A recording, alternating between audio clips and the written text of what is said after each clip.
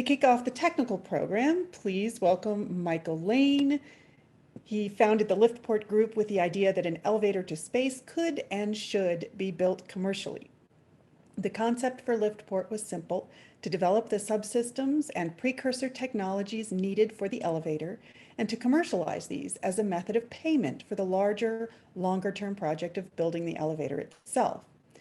Areas of focus for LiftPort are robotics, nanotech and material science, finance, and media. Michael, tell us more about what we're going to talk about today. Good morning, y'all. Thanks for joining us. So great to see all these folks on the call currently, and then the folks in the wild west of the internet that are watching on YouTube and Facebook. We're grateful that you're here. I usually do a 30 or 45-minute talk about what I refer to as the grand architecture, but we have so many great guests today and tomorrow that I very consciously cut that to just 15 minutes and then graciously handed over most of that time to Lila. So we're going to do this super duper fast. Let me just share my screen. There.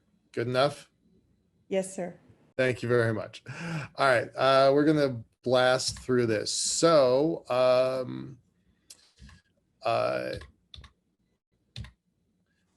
a couple months ago, almost a year ago, the National Space Council came out with a pretty darned important document. I really urge folks to read it. It is the current federal policy for space development.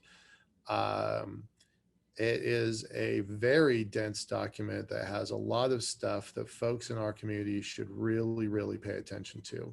I would normally spend a lot more attention on it, but I want to urge everyone to just go and tackle it.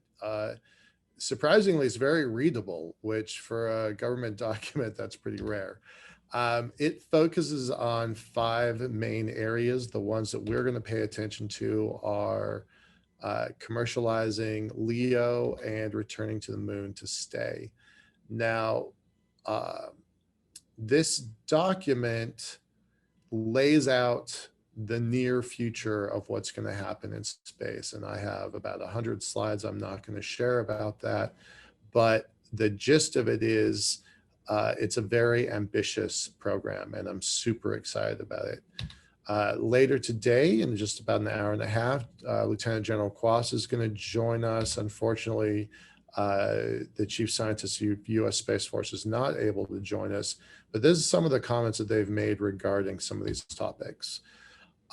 There is a very significant role of government in these programs. They are both a catalyst, and because of all of the private investors going into the community, they are also what we call a lighthouse client. Some folks are familiar with the idea of a anchor tenant in real estate, but a lighthouse client is also the kind of organization that is pointing towards safe passage, and they're saying that this is something the government is interested in, and they have put their money where their mouth is. We're going to skip some of the stuff about hardware business outreach and framework, but that's kind of how we structure everything. And when we talk about the grand architecture, we're usually talking about 4 major actors. Now, there's lots and lots of sub-actors here, but I refer to it as AC/DC, academic, civil, defense, and commercial. So all of those folks are represented in today and tomorrow's conversation for the future. They've been represented in all of the prior Blue Marble Week events.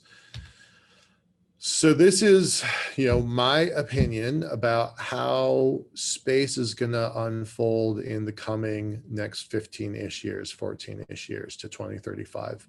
We've always boxed these conversations around from the ground of Earth to the lunar surface between now and 2035.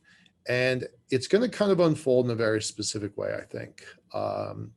Launch, that's always been the thing that got everybody excited about. It was the thing that was the hardest problem to solve at the time.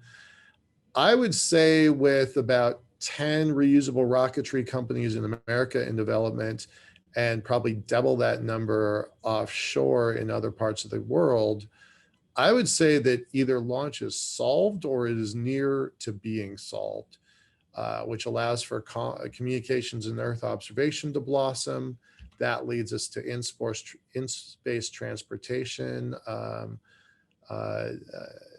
Several of our speakers later today are going to talk about components of that, Dallas Bienhoff and Paul Cheng. As many of you all know, a pretty big focus of my career has been on space elevator development, specifically the Lunar Space Elevator.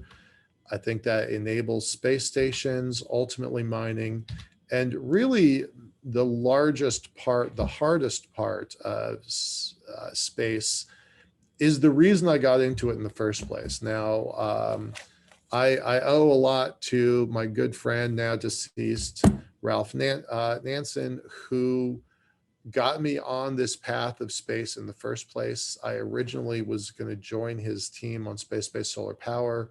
We had some long conversations. I'm like, we can't solve the problem. We don't have launch capabilities. So that's actually why I joined the wackadoo crazy idea, and I say that lovingly and sarcastically, about the space elevator, because launch was such an important component about building space-based solar power. I've since transitioned to think that maybe we could do a lot of that from resources harvested from the moon, but that's a little part of a later conversation. So that's what I think the grand architecture looks like kind of going forward. And with that, I am going to close very quickly and pass it back to Lee. Thanks, y'all. I'm happy to chat with y'all offline about this.